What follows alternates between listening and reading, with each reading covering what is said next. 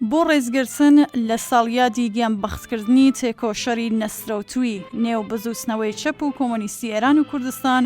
کاگ فواد مستەفا سەڵتانی لە نووسینی بەڕێز سەعید ئەمانی. لەسەر کەسایەتی و ژیان و خەباتی کاک فواد سیمای بەرچاو و کەسایەتی هەڵکەوتووی نێو بزوسنەوەی چەپ و کۆمۆنیستی ئێران و کوردستان زۆر نووسراوە و زۆرتریش قسەکراوە و لێرەدا نامەوێ ئەوانە دووپات کەمەوە و مەبەستی من لەو نووسراوەیە کاریگەریەکانی کاک فواد لە مێژووی بزوسنەوەی شۆڕژگەرانی کوردستاندایەکە تا ئەمڕۆژ جێپەنجەی دیارە و کاریگەریەکانی ماوەتەوە و لە کاتی خۆشیدا خاڵی وەرچەرخانی مێژووی بوون. ئەوەش لەبیر نەکەین دۆر و مێژووی کۆمەڵە و کاک فواد وەکو یەکێک لە دامەزرێنەران و ڕێبەری ئەو تەشکیلاتە ئاوێتە یەکن و لە یەکجیانین و بە یەکەوە گرێدراون. لە چۆنیەتی دامەزرانی کۆمەڵەدا ئەوەمان بۆ دەردەکەوێت کە کاک فواد باوەڕی بەوەیەکە بۆ هەنگاو هەڵێنانەوە بەرەو بزوسنەوەیەکی شۆڕژگێرانە تەنیا هەستێکی پاک و شۆڕژگێرانە ناتوانێ ببێتە هەوێنی سازبوونی تەشکیلاتێکی شۆڕژگێری پێشکەوتن خوازانە و پێشڕۆ. هەر بۆیە بە پێویستی دەزانی تێگەیشتن لە تێئۆریە زانستیەکانی سیاسی سەردەمی خۆی و خوێندنەوەی وردی مێژووی بزوسنەوەی شوێنەکانی تری جیهان وەکو ئەرکێکی گرنگی تەشکیلاتی و داوای لە هەموو هاوڕێیانی دەکرد ئەو ئەرکە گرنگە لەبیر نەکەن و لەگەڵ ئەوەشدا پێیوا بوو پێویستە خوێندنەوەیەکی دروستت لە کۆمەلگاکەی خۆت هەبێ و بەپێ تێگەیشتن لەو تایبەتمەندیانەی ئەو کۆمەلگایە تێئۆری گونجاو داڕێژیەوە و بە تەنیا بە دووپاتکردنەوەی ئەزموونی وڵاتانی تر خۆت نەبەستیەوە و هەر ئەوە ژوای کرد ئەو کۆمەڵە گەنجە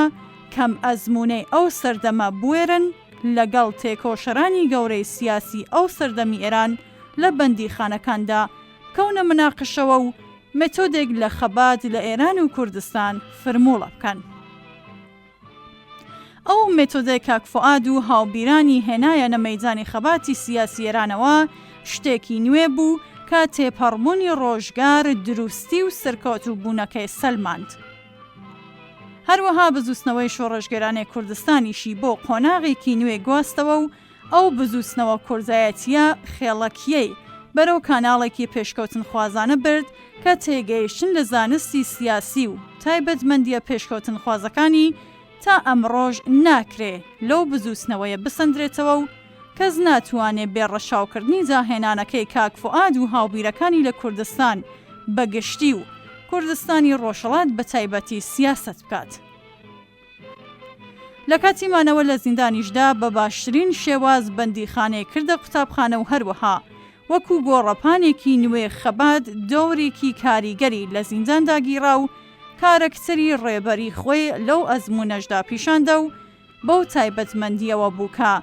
دوای ڕزگاربوونی لە بەندیخانە زۆر زوو توانی هێزێکی نوێ و کاریگەرتر بداتەوە تەشکیلاتەی ئەو لەسەر ئاستی ڕێبەریەکەیدا بوو دۆرێکی بەرچاوی لە گۆڕانکاریەکانی شۆڕشی گەلانی ئێراندا هەبێ. کاک فواد لەو سەردەمەدا با تێگەیشتنی دروست لە پێویستی کۆمەڵگایەکی پێشکەوتوو لە بواری سیاسی و کۆمەڵایەتیدا بۆ هەڵسوڕانی حەزبێکی پێشکەوتن خوازی وەک کۆمەڵە بەبێ دڵەڕاوکێ دەستیدایە پەرەپێدان بە یەکیەتی و جەمعیەتەکان و بەشداری بەربەڵاوی خەڵکی لەو ڕێکخراوانەدا وەکو گرنگترین پشتیوانەی جاهاتووی کۆمەڵە هەڵبژارد. لە دامەزراندنی یەکیەتی و جەمعیەتەکاندا توانی بەداهێنان و ڕەشاوکردنی تایبەتمەندیە جیاوازیەکانی کوردستان زیاترین سەرنجی چین و توێژە جیاوازەکانی خەڵکی کرێکار و زەحمەتکێشی کوردستانی بۆ لای کۆمەڵە ڕاکێشێ و بە دوای بەدەستێنانی زیاترین متمانەی جەماوەریدا بۆ خۆی و بۆ کۆمەڵە جارێکی تر لە کۆچی مێژووی مەریوەندا تایبەتمەندی داهێنانی خۆی و کەڵگوەرگرتن لە متمانەی خەڵکی لە خەباتدا نیشاندا. هەر لەو سەردەمانەدا بەبێ دوودڵی و ڕاڕایی سەبارەت بە ماهیەتی کۆماری سرمایەداری ئیسلامی لە دانوستانەکاندا بەشداری دەکرد و خۆشی بۆ شەڕێکی نەخوازرا و ساز دەکرد و بە هەموو تواناشیەوە تێدەکۆشە ئەو شەڕەوە دوا بکەوێت و تێزانی هاوسەنگی هێز لە قازانجی بزوستنەوەی شۆڕژگەرانی خەڵکی کوردستان نییە و لە کاتێکیشدا لە 28 گەلاوێژ هێرشی وەحشیانی ڕژیم دەستی پێکردو شەڕ بەردەرکەی بە خەڵکی تێکۆشەری کوردستان گرتو خۆمینی لە تارانەوە فتوای جیهادی بۆ سەر کوردستاندا و قۆناغەکە گۆڕانی بەسەردەهات بوو دەبوو لە نێوان شەڕ لەگەڵ هێزێکی درڕندە و زەبەلاح و تەسلیم بوون و لە ناوچوونی هەموو دەستکەوتەکانی ڕاپەڕینی ساڵی 57 و بزوتنەوەکەی یەکێکیان هەڵبژێری و بەبێ ترس و دوودڵی دیاردەی خۆڕاگیری پێشنیار کرد و سەرڕای هەموو دژواری دۆخەکە بە دروستی لەوە تێگەیشتکە تەسلیم بوون بەمانەی لە ناوچوونی هەمیشەیە و بەرەنگاری لەگەڵ ئەوەدا کە هێزێکی زۆر کەمتری سەربازی شت هەبێ تەنیا ڕێگەی مانەوە و ئیمکانی سەرکەوتنە.